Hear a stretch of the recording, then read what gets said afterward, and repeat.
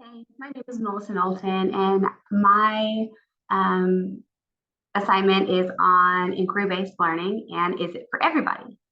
And so I'm just going to take off. So my very first quote that I used is actually a good definition, in my opinion. And so, let me get this off. Okay. So it says, inquiry-based learning creates a culture of deep and transferable learning and strengthens student engagement, and inquiry-based learning allows for differentiation and empowers student voice and choice. And in my opinion, it says this is what inquiry-based learning is all about.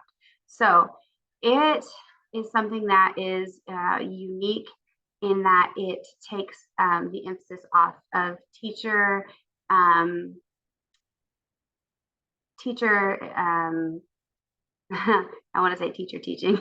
Okay, so it is not so much the emphasis on teaching, but rather student seeking for learning. So that sounded kind of odd, but we're just going to go with it. Okay,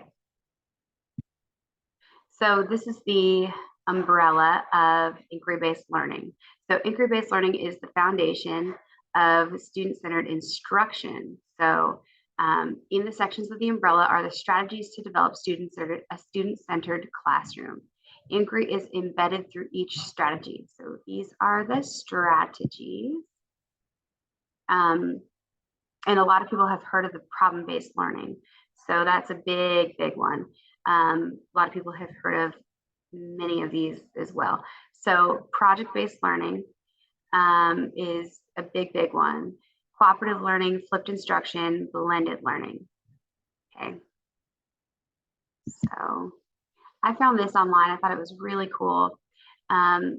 Even though the question is it for everybody? I'm just going to go ahead and say, from what I found, yes, it really is for everybody. There are some constraints as far as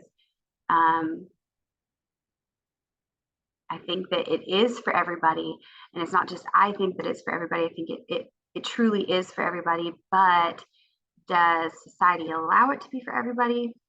Well, that's the question. So, but the cool thing about it is the 10 reasons for inquiry-based learning that I found is really cool. So it nurtures student passions and talents. It empowers student voice and it honors student choice. It increases motivation engagement. So one of the big things that it talks about in a lot of the research is a big fear is teachers having to give up some of that control, right?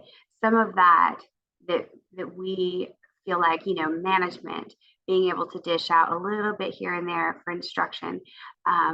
If we, if we don't have motivated students, how do we know that they're going to inquire? How do we know that they're going to actually take on that motivating role for their learning?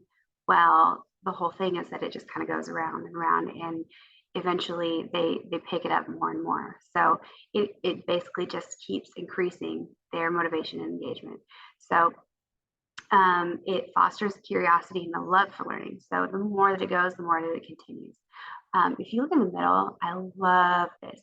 So passion projects. I think a lot of people have heard of that. If not, everybody has heard of that. It is, that's one of the coolest things. Just that's awesome. It teaches grit, perseverance, growth mindset, self-regulation. A lot of kids don't come to us with those things: growth mindset, self-regulation. Those things are not something that kids are born with. Those things are not something that kids are just, it's instilled into them. I wouldn't say that's something that just comes naturally. I'd say that's something that kids or students, it takes time, it takes practice, but inquiry-based learning, it that's one of the best ways for them to engage in that learning and to continue with that practice. And that is amazing. That's something that we want all of our students to have. So what better way than to practice with that? Okay, so make research meaningful and develop strong research skills. So many of our students don't have research skills.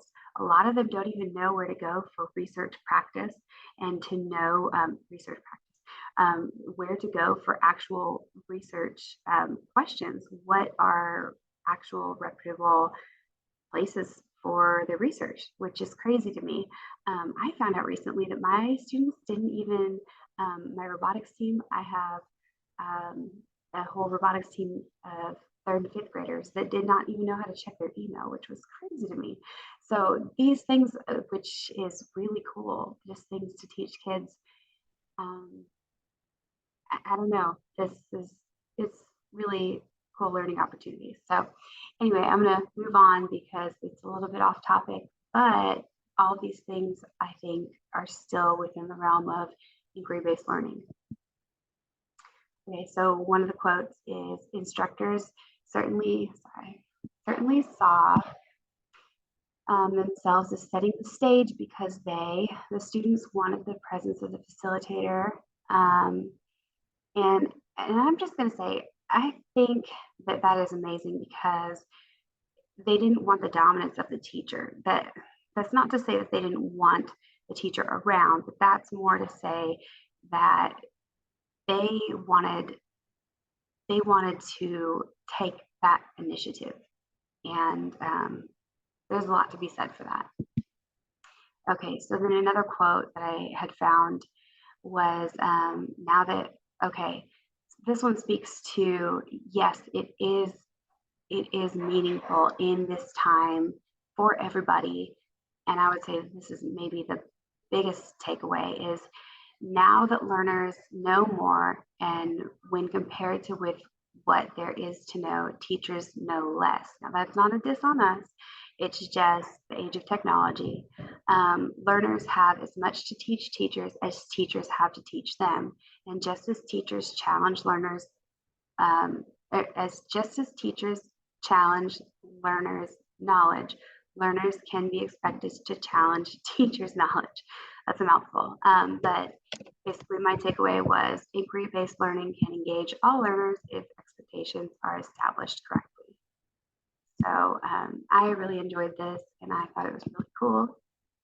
I said inquiry-based learning is something that could work for everybody. However, I think we're still years away from this being able to work for everyone due to kind of time constraints of teaching for state testing and scripted curriculum. This is an approach that is able it allows for differentiation and different learning styles and abilities. Motivation might be a harder thing to manage at first. However, giving up some control as a teacher isn't a bad thing at all. Being a facilitator rather than a teacher is an awesome thing. So what I meant by scripted curriculum is that that this is a really good opportunity for something like social studies or science if you have that availability. So I teach second grade, so this is a really hard thing for me to fit in for math or for something like ELA. We are so scripted with our curriculum when we're teaching those things. So as far as using that for those subjects, that would be really hard for me. But I hope you guys got something from this, and I look forward to seeing what everyone else chose.